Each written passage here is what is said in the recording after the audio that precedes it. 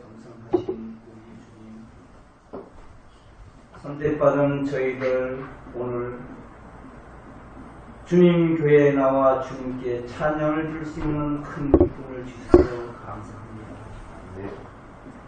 저희들이 주님을 몰랐다면 어떻게 됐을까요?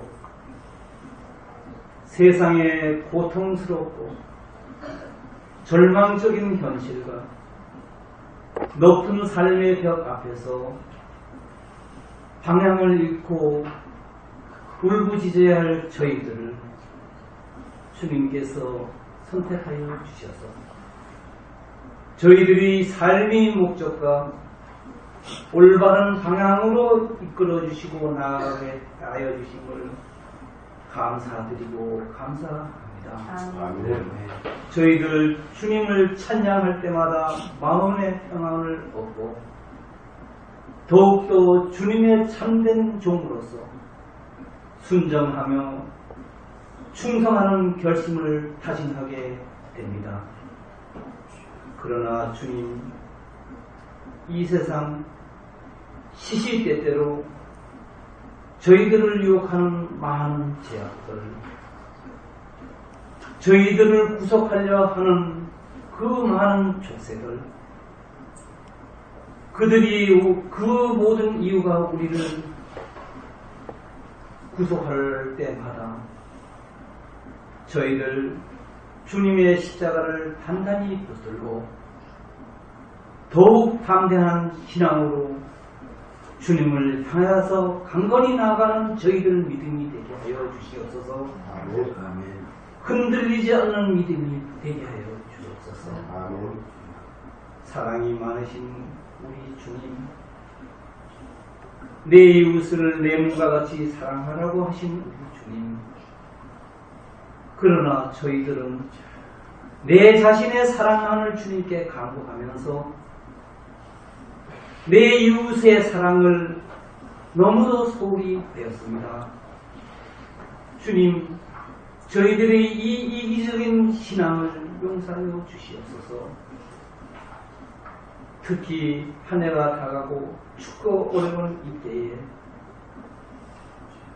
황량하고 고통스러운 우리 이웃들과 동행할 수 있는 저희들의 믿음이 되게 하여 주시옵소서. 그들과 함께 아픔을 같이 하며 주님을 모르는 그들을 주님 앞에 데려올 수 있는 저희들의 강건한 신앙과 믿음이 되게 하여 주시고 결심하게 하여 주시옵소서. 사랑하는 주님, 이 시간의 예배가 우리들의 허약한 영혼이 더욱 결속을 다지고 주님께 더욱 충성하고 진실한 백성이 되게 하는 확신을 갖는 믿음이 됨을 확실히 믿습니다. 사랑하는 우리 주 예수 그리스도의 이름으로 기도드렸습니다. 아멘. 우리 시간 우리 하나님 말씀 봅시다. 우리 하나님 주시는 말씀은 마가복음 4장입니다.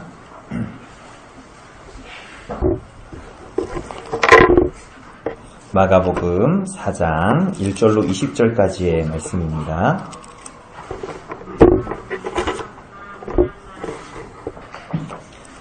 마가복음 4장 1절로 20절까지의 말씀 제가 봉독해 드리도록 하겠습니다.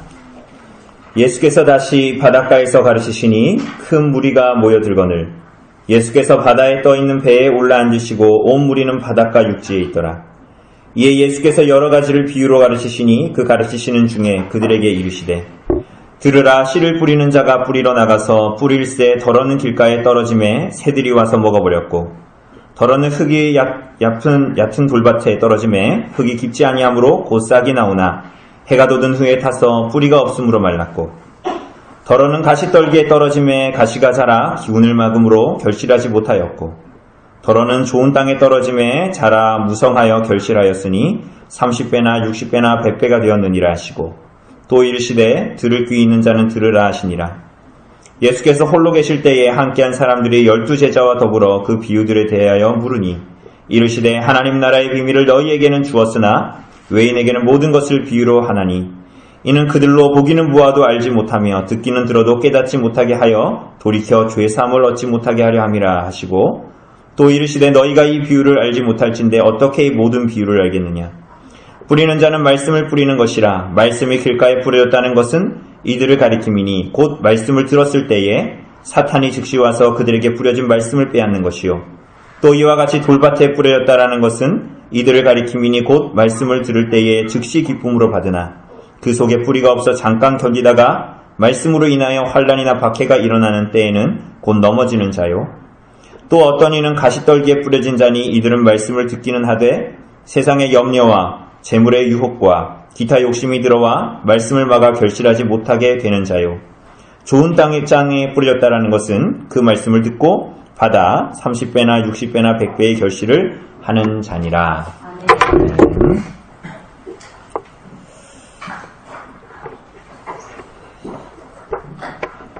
예, 오늘 우리가 이 마가복음의 말씀을 좀 보려고 합니다.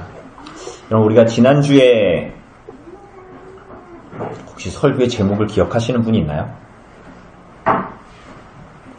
예, 그것은 기적과 같은 일이죠. 저도 가물가물하고. 지난주에 설교의 제목은 영원한 가족으로서의 부르심, 교회라는 제목으로 우리가 마가복음 3장 후반부의 말씀을 봤습니다.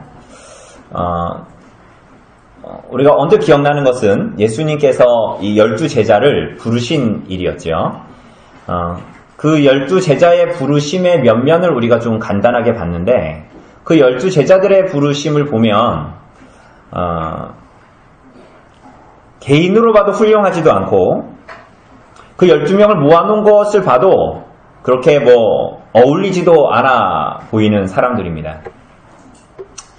지금으로 얘기하자면, 그리고 실제로 우리가 예수님의 비유에서도 지난주에 그 예수님의 제자들을 부르신 그 면면을 보면서도 우리가 봤지만, 마치 비유하자면 지금 민주당과 자유한국당이 하나 되지 못하고 이런 것과 이런 사람들이 있는 거예요. 그러니까 이 제자들이, 우리가 실제로 거기에 보면 세리마태도 있었고 실제로 열심 당원인 시몬이 있었잖아요. 근데 그 사람들이 어떻게 됩니까? 그리스도로 말미암아 한 제자로 부르심을 받게 되는 것입니다. 그죠? 그러니 이건 뭐예요? 모든 장애물과 장벽들이, 그리고 세상이 도저히 그것을 넘을 수 없다라고 생각하는 장벽과 그 장애들이 예수 그리스도의 복음 안에서 하나 되어 도저히 세상은 갈라낼 수도 없고 분리될 수 없는 하나님의 백성들을 만들어내셨다, 하나님께서. 우리가 이것을 그 12제자, 그리고 특별히 그 영원한 가족, 그리고 교회라는 거기에서 우리가 좀 볼 수 있는 것입니다. 주님의 부르심이 바로 이와 같다라는 것이죠. 그래서 우리가 지난주에 본 대로 예수님의 가족들, 친척들도 예수님의 사생에 30년이 넘는 시간 동안 함께 예수님과 지냈음에도 예수님을 알지 못했죠. 성경을 잘 알고 율법을 외워서 쓰는 그 서기관들도 예수님을 모르고, 그래서 나름 영적인 세계에 득도했다 라는 사람들인 이 사람들이 예수님이 귀신을 쫓아내는 걸 보면서 귀신의 왕인 바알세부를 힘입어서 귀신을 쫓아내는 것이지 저 사람이 하나님의 아들이 아니다, 저 사람이 하나님이 아니다, 이렇게 주장하게 된 것입니다. 아무도 예수님을 모르죠. 예수님을 육신적으로 잘 아는 사람들도, 성경을 잘 아는 사람들도 실상은 예수님을 모르는 것입니다. 그런데 누가 예수님을 알죠?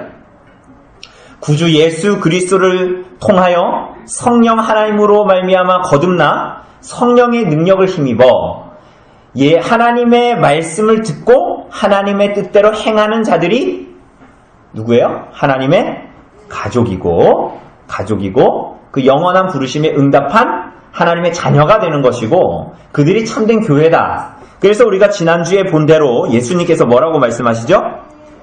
누구든지 하나님의 뜻대로 행하는 자가 내 형제요, 내 자매요, 어머니다, 이렇게 말씀하시죠?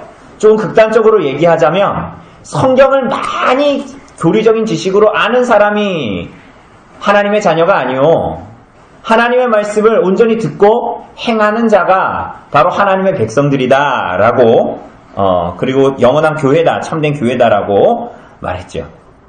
그렇다면 사랑하는 여러분, 하나님 말씀을 듣고 하나님의 뜻대로 행하는 삶이라는 것이 뭘까요?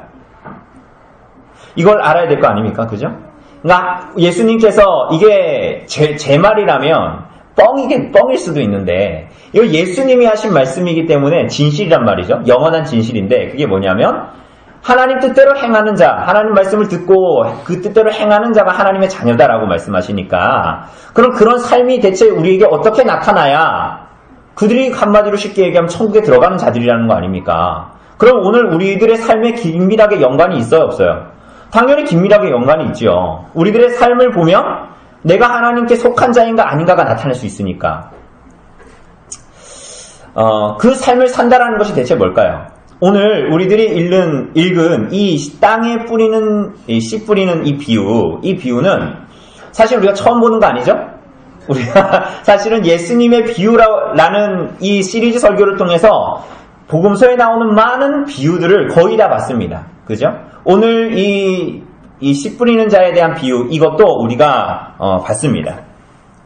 오늘 우리가 이 10절까지만 읽었지만 이 땅에 뿌리는 씨에 대한 비유만 읽었지만 거기에 대한 해설만 읽었지만 우리가 오늘 그 이후에 나오는 또 무슨 비유죠? 21절 나오는 등불의 비유 또 뭐 나옵니까? 26절에 스스로 자라나는 씨의 비유 그리고 30절에 나오는 무슨 비유예요? 겨자씨 비유 이 네 가지를 다 볼 겁니다 오늘. 근데 이게 하나하나 본다는 게 아니에요. 우리가 이미 다 봤습니다. 다 봤기 때문에 오늘 심지어는 오늘 읽은 이 본문의 비유도 사실은 여러분들 물어보면 다 아실 것입니다. 이 비유를 오늘 구체적으로 보지 않고요. 이 모든 비유들이 이 마가복음에서 무엇을 주님께서 말씀하시는 비유인가라는 것을 좀 통틀어서 그래서 마가복음의 안에서의 의미가 무엇이냐 이 가르침의 의미가 무엇이냐를 좀 보기를 원합니다. 우선 첫 번째 나오는 비유 우리가 읽은 이 비유의 배경을 봅시다. 1절과 2절이 말하는 대로 큰 무리가 모여 있는데 예수님께서 여러 가지 비유를 말씀하십니다. 여러분 그런데 중요한 것이 있습니다. 예수님께서 1장에서 3장까지도 우리가 사실은 보아왔지만 예수님이 말씀하시는 대상은 두 가지로 나누어져 있습니다. 그게 뭐예요? 무리들과 제자들입니다. 그죠? 예수님께서 이 비유를 말씀하실 때 무리들에게 말씀하세요. 그러나 이 비유를 이들에게 풀어 이것이 무엇을 가르치고 교훈하는가 하는 것들은 언제나 예수님이 홀로 계실 때에 10절에 보면 뭐라 그래요? 예수님께서 홀로 계실 때에 함께한 사람들과 12제자 34절에 보면 비유가 아니면 말씀하지 아니하시고 다만 혼자 계실 때에 그 제자들에게 모든 것을 해석하셨다. 그러니까 비유의 말은 이게 파라볼레라는 말인데요. 이게 그 비유라는 단어입니다. 근데 이게 다르게 얘기하면 수수께끼라는 말입니다. 비유라고 표현돼 있지만 번역돼 있지만 그러니 이 비유를 다른 사람들에게 모두 다 있을 때 말씀하세요. 그런데 어떤 사람들에게는 그 말이 그야말로 수수께끼 같은 거예요. 이해가 되지 않는 것입니다. 그리고 예수님께서 홀로 계실 때에 그 홀로 계신 주님을 따라가는 제자들에게 그 비유를 해설해 주시고 그리고 그들만이 예수님의 말씀을 깨닫게 되는 것입니다. 자, 이 비유의 내용을 우선 보면 우리가 다 알지만 우리가 잊어버릴 수 있으니까 다시 한번 기억해 봅시다. 우리 오늘 나단이도 있고 막 그러니까 이런 것도 다시 한번 되풀이합니다. 여러분 씨 뿌리는 자가 씨를 뿌립니다. 그런데 하나는 어디에 떨어집니까?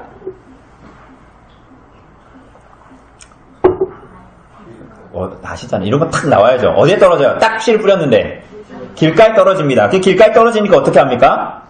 새들이 먹어버렸습니다. 또 하나를 떨어뜨렸습니다. 하나는 뭐예요? 돌밭에 흙이 얇게 깔린 돌밭에 있어가지고 뿌리를 잠깐 내리지만 해가 돋은 후에 뿌리가 없으니까 견디지 못하고 마르죠. 이거 당연한 거죠.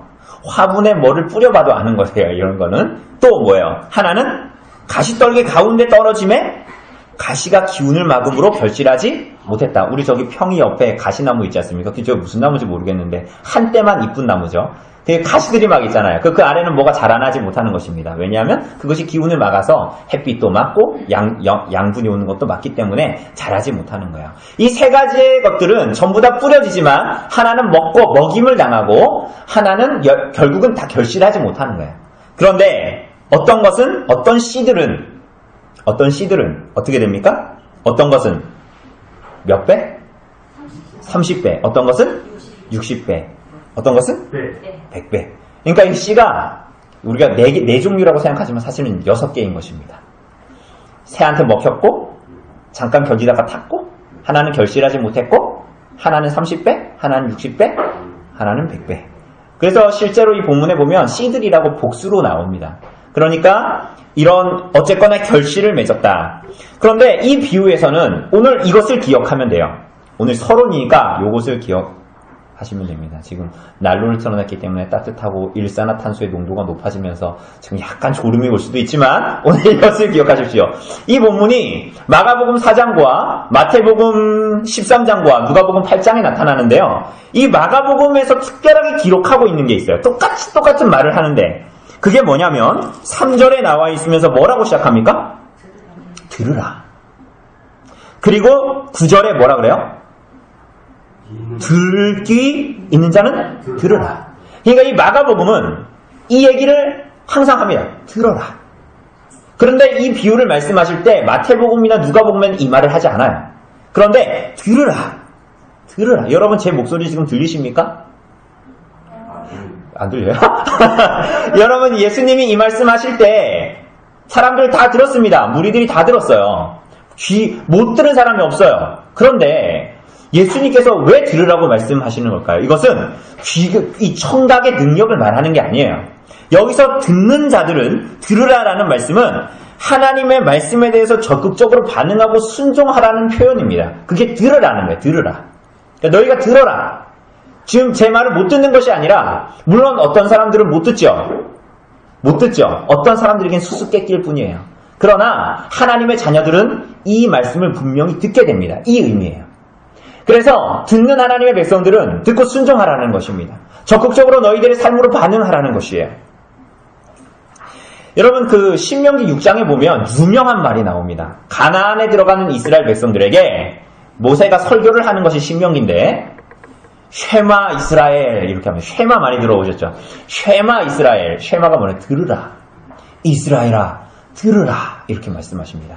그런데 하나님께서 모세를 통해서 이 말씀하실 때에는 들으라라고 얘기하실 때는 그들이 귀가 없어서 못 들었다 이런 얘기가 하는 것이 아닙니다. 우리가 알다시피 신명기에 나타나는 이제 그 광야에 있었던 2세대 1세대는 다 하나님 말씀에 불순종해서 광야에서 다 죽어버렸습니다. 살아남은 사람은 몇 명 있어요? 갈렙과 여호수아입니다. 모세 빼고. 그래서 이 사람들이 가나안에 들어가야 되는데 하나님께서 그들에게 무엇을 말씀하시면 이 광야 2세대에게 출애굽 2세대에게 뭐라고 말씀하시냐면 너네 가나안에 들어가면 엄청난 거인들이 있어. 이 싹 다 죽여버려야 되는데 니네 이런 작전을 짜. 야 거기에 가면 농산물이 되게 잘 나거든. 이거 어떻게 뿌리면은 이게 되게 너희들 풍요롭게 이렇게 거둘 수 있어. 경제적인 어떤 유익을 누릴 수 있어. 이런 얘기를 하시는 게 아니라 너희가 정말 약속의 땅인 가나안 땅에 들어가서 할 일이 뭐냐? 그게 신명기 6장 이하에 나오는데 무엇을 말씀하실까요? 뭘 말씀하십니까? 신명기를 열심히 읽은 여러분들은 아실 겁니다. 하나님이 누구신지 기억하고 하나님 말씀을 듣고 순종해라. 이 말씀을 하십니다. 그게 이 신명기 6장에 나오는 쉐마 이스라엘 약속의 땅 가나안 땅에 들어가는 전쟁을 해야 하는 피 튀기는 전쟁을 해야 하는 이스라엘 백성들에게 하나님께서 주시는 말씀이었습니다. 여러분 오늘 본문을 보십시오. 동일합니다. 들으라. 너희가 이 말씀을 듣고 나를 따르라. 예수님께서 이렇게 말씀하시는 것입니다.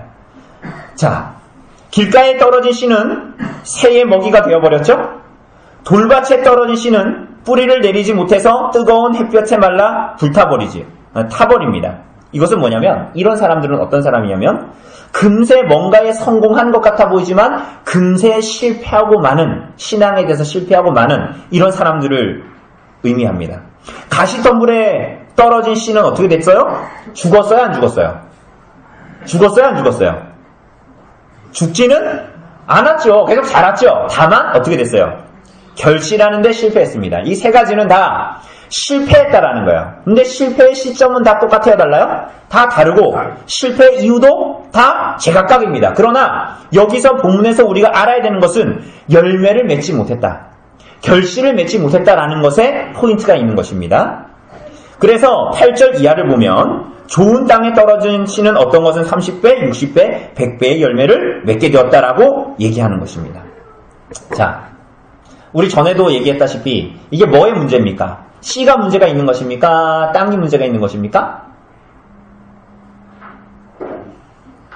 씨의 문제가 있어요? 땅의 문제가 있습니까? 땅의 문제입니다. 우리 나단이도 잘 알잖아요. 땅의 문제가 있는가요? 씨는 이상이 없어요. 그래서 도르트 신조 셋째, 넷째 교리 9항에서 보면 우리가 이미 봤지만 오늘 도르트 신조 마지막 시간이지만 셋째, 넷째 교리 9항에서 보면 이렇게 말합니다. 들어보세요. 복음 사역을 통해 부르심을 받은 사람 중에, 그러니까 복음을 듣고 부름을 받은 사람 중에 어떤 사람이 하나님께 나와서 회개하지 않는 것은, 다 들었는데 어떤 사람은 회개했고 어떤 사람은 회개하지 않았잖아요. 어떤 사람은 회개하지 않음은 복음 탓도, 복음이 제시하는 그리스도의 탓도, 복음을 통해 사람들을 부르시는 그들에게 다양한 은사를 주시는 하나님의 탓도 아니다. 책임은 그들에게 있다. 이렇게 말합니다. 그러니 그 씨가 열매를 맺는 것 혹은 열매를 못 맺는 것은 복음 탓도 아니요. 그 복음의 주이신 그리스도도 아니요. 그 복음을 허락하신 하나님도 아닙니다. 주의 말씀을 듣고 비유를 듣고 유익을 얻는 것은 듣는 자의 책임이죠. 그래서 9절에 보면 들을 귀 있는 자는 들으라. 그 책임이 씨를 받아들이는 땅에 있다라는 것을 말씀하시죠. 그래서 참으로 그 땅이 그 씨를 듣는, 그 씨로부터, 그 땅이 그 씨로부터 듣는가 아니 듣는가, 거기에 핵심이 있다라는 거예요. 이걸 다르게 얘기하면 뭐예요?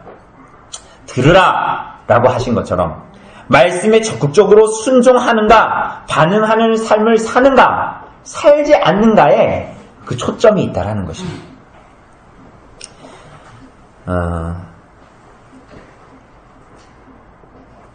여러분, 하나님의 말씀을 듣고 순종하는 삶을 여러분 사십니까? 여러분, 이것은 우리는 이렇게 생각할 수 있습니다. 하나님 말씀 오늘 듣고 내가 지금은 이렇게 살지만 언젠가 내가 10년, 20년 내가 머리가 하얘지고 언젠가 지금보다 나이가 더 들고 하나님 앞에 더 갈 날이 더 이제 눈앞에 온 것이 보면 그 날에는 내가 뭔가 열매를 맺고 결실을 맺을 날이 있을 것이다 라고 생각합니다. 그러나 오늘 본문은 그렇게 얘기하지 않아요. 오늘 본문에 나타나는 자라난다, 무성하게 된다, 결실한다라는 이 모든 동사는 다 지금도 계속 활동하고 있다라는 것을 나타내는 것입니다. 그러니까 좋은 땅과 나쁜 땅이 있는데 이 땅들은 언젠가 결론 맺어진다라는 의미로 말하는 것이 아니라 오늘 지금 여기서 일어나고 있는 일들이다. 언젠가 열매를 맺겠지, 언젠가 무슨 일이 일어나겠지가 아니라 들으라 하나님의 백성들이여 들으라 너희가 예수님의 제자인가 하는 것은 오늘 지금 여기서 자라나고 무성하게 되고 열매 맺는 것으로 나타나게 되는 거예요. 그러니 오늘 이 본문은 오늘 이 땅을 사는 하나님의 백성들이 어떻게 반응해야 하는가, 먼 훗날이 아니라 오늘 지금 어떻게 살아가는가가 그 땅이 어떤 땅인가를 나타낸다라는 거예요. 우리는 변명할 수 있잖아요. 그죠? 오늘 안 하고 내가 10년 후에 할게, 5년 후에 할게. 그죠? 근데 그것이 아니라는 것입니다.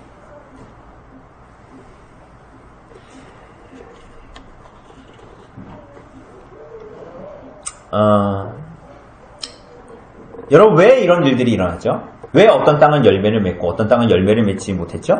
아까 말한 대로 그분의 말씀을 듣기는 들었는데 정말 하나님이 원하시는 들음이 그들에게 있었는가 하는 문제였죠? 그들의 다양한 반응은 다양한 결과를 가져오게 됩니다. 그래서 그 내용이 뭐냐 하는 것들 우리가 말하는 대로 13절 봤던 대로 13절 이하에서 설명해 주는데요. 첫 번째는 어떤 사람이 결실하지 못한 이유가 뭐냐? 예수님께서 결정적인 승리를 사탄에게 하시고 결박하셨음에도 불구하고 사탄은 사람들이 말씀에 방해하지 못하도록 받아들이지 못하도록 방해한다라는 거예요. 요거 우리가 오늘 오후에도 볼 겁니다. 사탄이 방해한다라는 거예요. 예수님이 십자가에 달려 죽으심으로 사탄의 죄의 권세에 대해서 승리하셨는데 사탄은 오늘도 말씀에 여러분들이 반응하며 살지 못하도록 방해합니다. 여러분 이것은 실제입니다. 여러분 두 번째는 뭐예요? 말씀을 기쁨으로 받지만 환난이나 박해가 오면 잠깐 견디다가 넘어집니다. 이것은 뭐냐면 여러분의 주변에 있는 외적인 요인들이 문제가 되어서 여러분들이 신앙을 가졌다고 하지만 금방 쓰러진다라는 거예요. 네, 제가 뭐라 그랬습니까? 어느 요인이라 그랬어요? 내적인 요인이라 그랬어요? 외부의 요인이라 그랬어요? 방금 들었는데. 외부의 요인이에요. 외적인 요인. 세 번째로는 19절이 말하는 대로 세상의 염려, 재물의 유혹, 그 밖의 것들에 대한 욕심들 때문에 열매 맺지 못합니다. 여러분, 돈의 위력은 하나님께 대한 충성을 앗아가기에 충분하고 우리들의 관심을 하나님에게서 돌려오기에 충분합니다. 뭐가요? 돈의 힘이 그렇다라는 거예요. 여러분, 마음이 재물에 빼앗기게 되면 사람들은 놀랍게도 여러분 이상하잖아요. 돈 그렇게 많은 사람들이 세금 안 내는 거 보면 이상하지 않아요? 여러분 돈 그렇게 많은 사람들이 별의별 짓을 다 해가면서 그 복지수당 이런 거 타가려고 하는 거 승민 형제를 통해서 들었는데 그런 거 보면 너무 이상하지 않아요? 돈이 많은 사람이면 더 잘 낼 것 같잖아요. 그죠? 여러분 마음이 재물에 빼앗기면 사람은 점점 더 재물에 집착하게 돼요. 이게 놀라운 진실입니다. 그래서 그 결과 그들이 받아들인 하나님의 말씀으로 서로 받아들였다 하더라도 점차로 하나님의 말씀의 생명력이 그 안에서 사라지게 돼요. 왜? 말씀이 없어도 재물이 나를 채우는 것 같으니까. 그래서 열매를 맺지 못하게 되는 거예요. 이것은 외적인 요인이라기보다 어디에 있는 요인이에요? 내적인 요인인 거예요. 여러분 이거 도르트 신조 5째 교리 3항에서 뭐라 그랬습니까? 성도들 안에 있는 죄의 자녀들, 이거 외적인 요인이에요? 죄의 자녀들. 내적인 요인이죠. 죄의 자녀들이 내 안에 있으니까. 또 세상은 외적인 요인이에요? 내적인 요인이에요? 세상. 외적인 요인이죠. 그리고 사탄의 유혹. 이 세 가지가 본문에 다 나오죠. 이것들 때문에 회심한 사람들이라고 해서 그들 자신의 힘으로 이 은혜 가운데 계속해서 굳게 서 있을 수 없다. 라는 내용과 같습니다. 여러분, 복음의 씨가 뿌려졌는데 그렇게 살지 못하게 되는 거예요. 열매를 맺지 못한다라는 것입니다. 사랑하는 여러분, 여러분은 하나님의 자녀요 백성으로서 이 땅을 어떻게 살아가고 계십니까? 오늘 선포되어지는 이 말씀을 귀로 듣는 것 말고 지금 제가 말하는 이 말을 복음의 강서를 귀로 듣는 것 말고 여러분 정말 하나님의 말씀을 듣고 받아들이고 마음에 새기고 주님을 따라가는 삶을 살고 있냐라고 오늘 예수님은 우리들에게 말씀하시고 있는 거예요. 여러분은 선포되는 오늘 하나님의 말씀을 들으면서 전혀 다른 생각을 하고 앉아있을 수도 있어요. 제가 여러분 생각은 모르지만 여러분은 또한 이 말씀을 들으면서도 스스로 자신은 그렇지 않다라고 생각할 수도 있어요. 혹은 스스로를 속이면서 자신은 그렇게 살고 있다고까지 자위할 수도 있습니다. 혹은 여러분은 지난주에도 듣고 다음 주에도 들을 설교이기 때문에 매주 듣던 말씀이니 그저 듣고 결단하고 헌신하는 일에는 자포자기 하면서 그냥 오늘 듣고 있겠다, 견뎌야 되겠다라고 오늘 이 자리에 앉아있을 수도 있습니다. 그렇다면 여러분은 이 세상에서 사탄이 가장 좋아하는 일을 지금 하고 있는 거야. 하나님의 존전 앞에 나와 있지만 여러분 이런 마음을 가지고 있다면 지금 하나님 앞에 나와서 사탄이 제일 좋아하는 일을 하는 것입니다.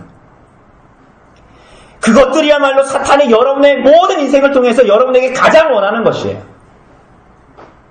그저 그렇게 적당히 살면서 내적인 외적인 요인에 어쩔 수 없다고 휘둘리면서 살아가는 것, 사탄이 제일 좋아하는 것입니다. 사탄에게 대적하지 말고 흘러가는 대로 무난돌이 정 맞으니까 거기에 저항하지 말고 순응하며 살아가는 것, 이 세상에 순응하며 살아가는 것, 외적인 요인들에 순응하며 살아가는 것.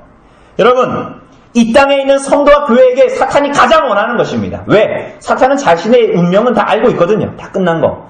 그럼 그가 할 수 있는 건 뭡니까? 그날이 오기 전에 가능하다면 할 수만 있는 대로 이 땅에 하나님의 말씀이 이루어지지 않도록 하는 거예요. 그럼 어떻게 하는 겁니까? 성도와 교회가 하나님 말씀대로 안 살게 하는 거예요. 여러분의 인생을 내적인 요인에 휘둘리면서 폐잔병처럼 살아가는 거 사탄이 원하는 것이에요.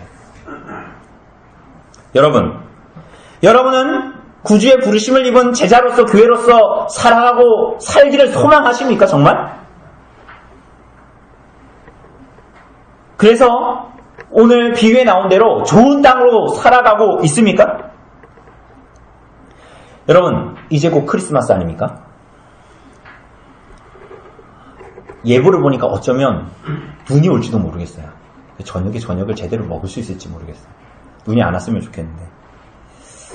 여러분은 그날 이분날 혹은 25일에 세상이 그렇게 즐거워하면서 흥청망청 즐기고 노는 것을 보면서 세상이 구주의 오심을 정말 저렇게 기뻐하고 즐거워하는구나라고 교동택지나 유천동에 가서 그 모습을 보면서 그렇게 받아들여집니까? 여러분, 그날은 우리들에게 뭘 말해줍니까? 구주 예수 이 땅에 오심은 어떤 이들은 간절히 기대하고 소망했지만 어떤 이들은 피할 수 없는 심판의 날이 하나님의 날이 도래했다라는 것을 말하는 날이에요. 구주 예수가 이 땅에 오심은 그 모든 완악함으로 주님을 거부하고 이 날조차도 무슨 뜻인지 몰라서 흥청망청 부어라 마셔라 하면서 자기 자신을 음란하게 섬기는 이 세대 속에서 하나님을 거부하는 이 세상을 구원하시려고 구주께서 오셨고, 그래서 그분의 오심은 포도주를 들며 즐거워하는 날이 아닌 자신을 하나님의 뜻에 순종함으로 십자가에 달려 죽으심으로 그 피를 흘리신 구주 예수 그리스도의 구원을 기억하는 날입니다. 아기 예수의 오심은 우리들을 위해 십자가에 죽고 우리를 섬기기 위해 오셨음에도 우리들은 스스로를 음란하게 섬기는 세상에 편승하기도 합니다. 언젠가 내가 하나님의 말씀에 참으로 반응하며 순종하는 삶을 살게 되겠지? 아니요. 그것은 길가 같은 마음과 돌박 같은 마음과 가시 덤불과 같은 마음이 갖는 변명일 뿐입니다. 여러분, 스스로를 속이지 마십시오. 오히려 좋은 땅에서 맺어야 하는 열매들은 하나님의 뜻에 순종하는 주의 백성들과 자녀들의 현재적인 삶의 결과로서 오늘 보여야 한다. 오늘 보여야 한다. 먼 훗날이 아니라 오늘 하나님의 말씀에 순종하는 것이 것을 보여야 한다라고 본문이 얘기하고 있는 것입니다. 사랑하는 여러분, 그렇게 여러분은 이 땅을 살아가고 계십니까? 여러분은 이렇게 하나님의 말씀을 엄중하게 듣고 오늘도 하나님의 나라를 소망하고 오늘의 죽음이 하나도 아쉽지 않게 하나님을 향해서 매일매일의 인생을 달려가고 있습니까? 사랑하는 여러분, 그렇지만 또한 오해해서는 안 됩니다. 여러분, 이 말을 들을 때 여러분의 노력과 여러분의 수고가 있어야 여러분을 하나님의 나라로 데려간다라는 말이 아닙니다. 그죠? 오늘 우리 오후에도 보겠지만 흔히 오늘날 보는 복음주의자들이 주장하는 것이 뭡니까? 하나님이 이루어 놓으신 일에 나도 밥숟가락을 얹고 나도 뭔가 수고와 노력을 해야 내가 뭔가 하나님 나라에 들어갈 수 있는 자격이 주어진다. 마치 그런 뉘앙스를 풍기지 않습니까? 하나님도 일하고 나도 일하고. 그러나 그것이 아니죠. 주님께서 비유를 설명하시기 전에 우리가 비유의 세설을 먼저 봤지만 하시기 전에 12절을 보면 이사야서 6장 9절에서 10절 말씀을 인용합니다. 그런데 여러분 들어보세요. 이사야서에는 원래 이렇게 나와 있어요.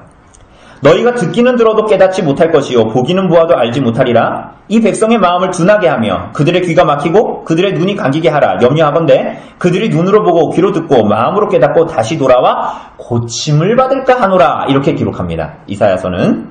그런데 예수님께서 이 본문을 인용하시면서 뭐라고 말씀하시냐면 마지막에 보면 돌이켜 뭐를 얻지 못하게? 죄사함을 얻지 못하게 하려 하심이라. 이사야서에는 고침을 받는다 이렇게 말하는데요. 예수님이 이 본문을 인용하시면서 돌이켜 죄사함을 얻지 못하게 하려 함이라 이렇게 말하죠. 여러분, 우리가 보았다시피 안식일 논쟁을 통해서 유대인들은 예수님을 죽이려고 합니다. 그 계획을 도모하죠. 그리고 마침내는 우리가 알다시피 예수님을 십자가에 달아 죽게 합니다. 그런데 이들의 모든 완악함과 거부가 그저 우연처럼 어쩌다가 비극적으로 벌어진 일이다라고 성경은 말하지 않습니다.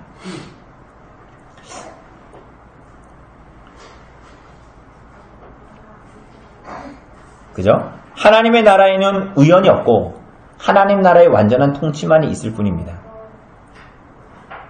그래서 유대 지도자들의 완악함은 11절이 말하는 하나님 나라의 비밀과 같이 숨겨진 것인데 그들의 완악함을 통해서 그들은 정죄와 심판으로 나아가고 예수님은 자기 목숨을 많은 사람의 대속물로 십자가에 주시는 하나님의 뜻을 성취하시는 도구로 그들의 완악함은 사용되는 것입니다.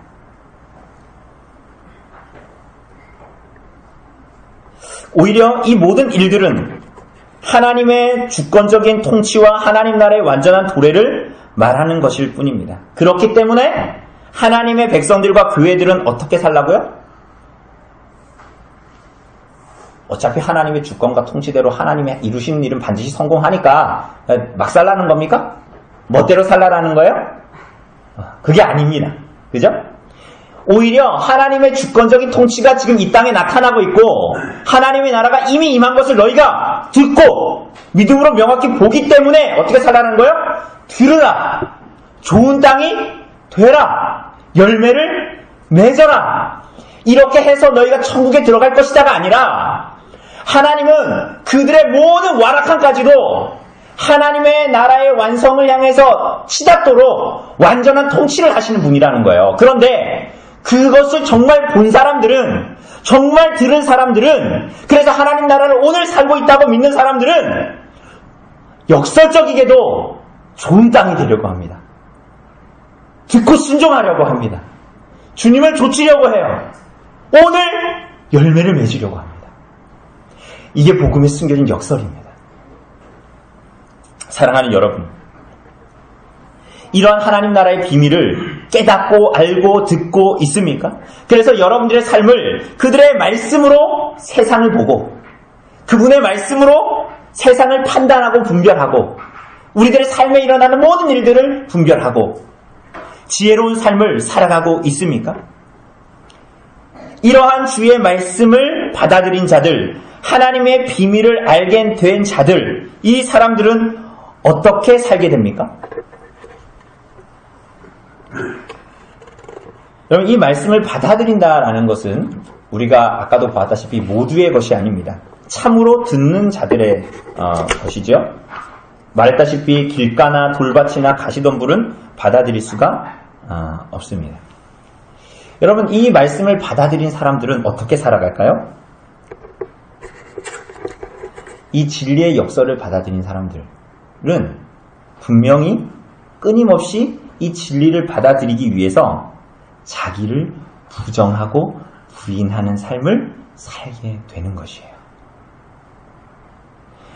마가복음 8장 34절에 보면 예수님께서 이렇게 말씀하십니다. 누구든지 나를 따라오려거든 자기를 부인하고 자기 십자가를 지고 나를 따를 것이니라. 여러분, 이 말씀은 여러분의 마음에 있는 어떤 영웅심을 조작하기 위한 말씀이 아니에요. 제가 한 말이라면 그렇게 조작하려고 할 수도 있겠죠. 뻥으로 거짓으로. 그런데 이 말씀 누가 하셨어요? 예수님이 말씀하셨어요. 이것은 영원한 진리예요. 예수님이 뭐라고 말씀하셨냐면 여러분 잘 들어보세요. 마가복음 8장 34절에 누구든지 나를 따라오려거든 자기를 부인하고 자기 십자가를 지고 나를 따를 것이니라. 여러분, 이 사람들이 복음을 통하여 위하여 자기 목숨을 부인하는 사람들이에요. 이들이 천하를 잃고 자기 목숨을 참으로 얻으려는 자들입니다. 끊임없이 유혹하는 롯이 살던 소돔과 고모라의 문화와 습관에서 벗어나 음란하고 죄 많은 세대에서 나와 하나님 아버지의 영광이 도래하기만을 소망하며 이 땅을 살아가는 사람들. 그래서 예수께서 다시 오는 그날에 부끄럽지 않기를 소원하는 사람들. 이 사람들이 하나님의 말씀을 참으로 듣는 자들, 참으로 좋은 땅이 되기를 원하는 자들, 참으로 열매 맺기를 원하는 자들이라는 거예요. 이들이 참으로 교회요, 이들이 참된 성도요, 이들이 참된 예수님의 가족이요, 하나님의 자녀다 라고 주님께서 말씀하십니다. 사랑하는 여러분, 주님께서 악한 자들의 악함을 들어서 완전한 통치를 이루시는 것처럼 하나님의 백성들인 교회를 통해서 어떤 일을 하십니까? 21절을 보면, 비유를 다 하지 않을 것입니다. 21절을 보면 등잔대 위에 둔 등불과 같이 드러나고 나타나게 됩니다. 무엇이 드러나고 나타나게 돼요? 하나님 나라의 비밀, 그 아들 예수 그리스도의 고난과 십자가의 신비에 감춰진 하나님의 비밀이 제자들을 통해서, 참으로 들은 자들을 통해서, 교회를 통해서 온 세상에 밝히 드러나고 비추이게 되는 거예요. 그러면서 권고하십니다. 23절에 보면 뭐라 그래요? 들을 귀 있는 자는 들으라 하시면서 너희가 무엇을 듣는가? 스스로 삼가라. 너희가 무엇을 듣는가? 스스로 삼가라. 여러분이 듣는 것이 하나님의 말씀인가? 듣고 순종하며 반응하며 마음에 새기고 있는 것이 하나님의 말씀인가? 아니면 세상의 것들인가를 주의하라는 거예요. 뿌려진 씨에 하나님의 말씀에 올바르게 반응하라는 것입니다. 말씀에 반응하지 않고 태도와 행동을 보이지 않는 사람은 어떻게 돼요? 그가 소유하고 있던 작은 가능성조차도 다 어떻게 된다? 소멸될 것이다. 반대로 하나님의 말씀을 참으로 순종하는 백성들은 24절이 말하는 대로 어떻게 된다고요? 더 받으리니, 곧 열매로 기대했던 것, 내가 열매로 기대했던 것과 비교할 수 없는 풍성함, 하나님의 복음의 비밀을, 하나님의 복음의 풍성함을, 하나님 나라의 비밀을 더 풍성하게 알고 오히려 누리게 될 거다. 이렇게 말씀하십니다. 그렇기 때문에 사랑하는 여러분, 이 좋은 땅, 하나님의 말씀을 듣는 자들은 이 땅을 살아갈 때에 조급해하지 않지요. 26절 이하에 나오는 비유는 우리가 알다시피 스스로 자라나는 씨의 비유입니다. 사람이 씨를 땅에 뿌렸는데 그 사람은, 그 농부는 자고 깨는 중에 어떻게 됐는지 알지 못했어요. 그런데 스스로 그 씨가 자라 열매가 익어 추수하게 되었다. 이렇게 말하죠. 이건 뭘 얘기하는 거예요? 하나님 나라가 이와 같다라는 것입니다. 하나님 나라는 이렇게 하나님의 통치가 그분의 주권과 자유 안에서 완전하게 완벽하게 이루어지는 나라입니다. 그런데 이 나라는 오늘 여러분과 제가 실제로 살고 있는 나라입니다. 그 하나님의 나라는 인간의 노력과 수고에 의해서 이루어지지 않고 하나님의 주권적인 통치에 의해서 스스로 이루어져 갑니다. 그래서 주님을 따르는 사람들은 하나님의 말씀에 순종하며 이 땅을 살아가지만 그 나라가 정말 어떻게 이루어지는지, 어떠한 방식으로 이루어지는지 정확하고 완전하게 알지는 못해요. 그러나 하나님의 자녀들이 역설적이게도 하나님을 믿고 그분을 믿고 따르기 때문에 궁극적인 완성을 확신하면서 살아갑니다. 그래서 이 땅에서 사는 하나님의 백성들은, 하나님의 말씀을 듣는 백성들은, 지혜로운 자들은 하나님께서 당신의 시간에 당신의 방법대로 당신의 나라를 이루어 가시고 있다는 것을 확신하고 있기 때문에 조급해하지 않죠. 기다립니다. 그리고 그분이 일하시기를 소망합니다. 그분의 주권을 믿습니다. 그런데 그렇다고 해서 가만히 있지 않고 오히려 역설적이게도 하나님 말씀을 듣고 순종하고 주님을 좇고 이런 삶을 살게 된다는 거예요.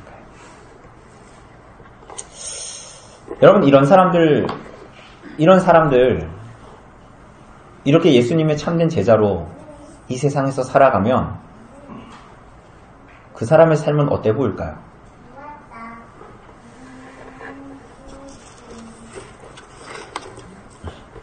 이 세상에서 세상의 가치관에 따라서 세상의 생각과 어떤 판단에 따라서 살아가지 않고 주님께서 하나님의 나라를 지금 이 땅에 이루시고 계시기 때문에 나는 주님의 말씀을 듣고 주님을 순종하고 좇아야 되겠다 라는 삶을 사는 사람들, 그 사람들이 세상이 보기에는 어떨까요? 어리석어 보이죠. 세상이 봤을 때는 그게 어리석어 보이는 거예요. 그래서 30절 이하에 나오는 그 겨자씨 비유에서 말하는 대로 겨자씨 한 알처럼 수에 칠 가치가 없어 보입니다. 그렇게 수에 칠 가치에도 들어오지 않을 존재감 없는 사람들로 하나님의 자녀들과 예수님을 따르는 자들이 보입니다.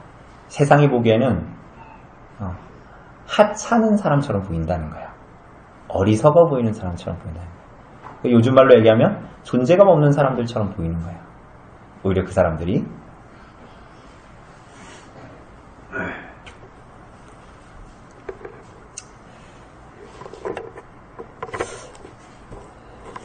오늘 사랑하는 여러분은 혹시 하나님의 나라가 그렇게 보이기 때문에 하나님보다 세상의 가치와 세상의 원리가 더 커 보이기 때문에 하나님 말씀에 순종하는 것을 그치고 하나님 말씀을 뒤에 두고 이 땅을 살아가고 있지는 않습니까? 그러나 영원한 하나님의 말씀은, 성경은 오히려 그렇게 살아가는 것이 길가와 같고 돌밭과 같고 가시덤불과 같이 어리석고 미련하고 어둡고 믿음이 없는 증거다라고 말씀하십니다. 여러분, 그것이 영원한 것입니다. 그것이 참된 진리입니다. 그러니 그러한 자들의 삶이 하나님의 말씀과 어긋장을 놓으며 살아가는 것이 너무나 당연하고, 그러니 그러한 자의 삶에서 어떻게 하나님 말씀으로 말미암은 생동감과 생명이 일어날 수 있겠어요?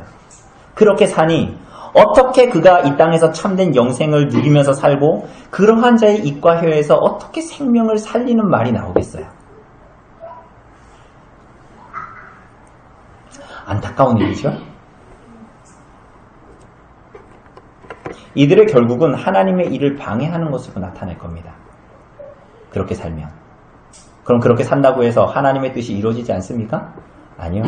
그들은 그 일로 말미암아 스스로는 심판으로 나아가고 정죄로 나아가게 되고, 하나님은 오히려 하나님의 뜻을 그들의 어떠함을 사용해서 하나님의 나라는 더 굳건히 서가게 될 것입니다. 사랑하는 여러분,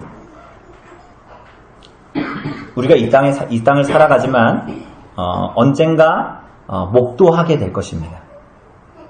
우리가 보게 될 것입니다. 뭘요? 그 겨자씨 비유에 나오는 것처럼 하나님의 나라가 모든 풀보다 커지고 큰 가지를 내서 공중의 모든 새들이 그 그늘에 깃들이게 됩니다. 하나님의 나라가 이와 같을 것이고, 하나님의 말씀, 그 겨자씨와 같았던 보잘것없었던 하나님의 나라를 귀하게 여기고 하나님의 말씀을 참으로 듣고 소망했던 사람들은 더 받게 되고 더 하나님의 비밀을 알게 되고 하나님의 복음을 더 깊이 누리게 되고, 그 하나님의 나라가 겨자씨처럼 보이고 하나님의 말씀이 참 쓸모없는 겨자씨처럼 보이기 때문에 그것을 내팽개치고 좋은 땅이 되기를 포기했던 사람들은 그 있는 것마저도 다 사라져버리는 결말을 맞이하게 될 것입니다. 오늘 사랑하는 여러분, 우리의 눈에 보기에 어떠하든지 미미해 보이는 하나님의 나라가 이미 그리스도로 말미암아 이 땅에 도래했고, 하나님의 통치가 이 땅에 우리가 미루어 짐작할 수 없는 영광스럽고 압도적인 모습으로 구주 예수 그리스도의 제 힘으로 나타나게 될 것입니다. 이것을 들은 여러분은 어떻게 살아야 합니까? 그것이 오늘 본문이 얘기하는 거예요. 어떻게 살아야 합니까? 주의 말씀을 참으로 들어 참으로 말씀에 적극적으로 순종하고 반응하는 것이에요. 주의 말씀을 듣고 있습니까? 여러분은 정말 예 하고 아멘 하는 것이 정말 여러분의 삶의 원리와 태도로 바꾸고 있냐는 거예요. 여러분의 삶을. 여러분, 반드시 그렇게 사셔야 합니다. 여러분, 반드시 그렇게 사셔야 합니다. 여러분, 거기에만 생명이 있습니다. 이렇게 살아도 되고 저렇게 살아도 되는 게 아니에요. 주의 말씀을 참으로 듣는 것에 생명이 있습니다. 여러분, 그것이 오늘 교회로 부름받은 여러분과 저에게 있는 참으로 듣는 자들에게 주신 특권입니다. 특권. 듣지 못하는 세상에는 없는 특권입니다.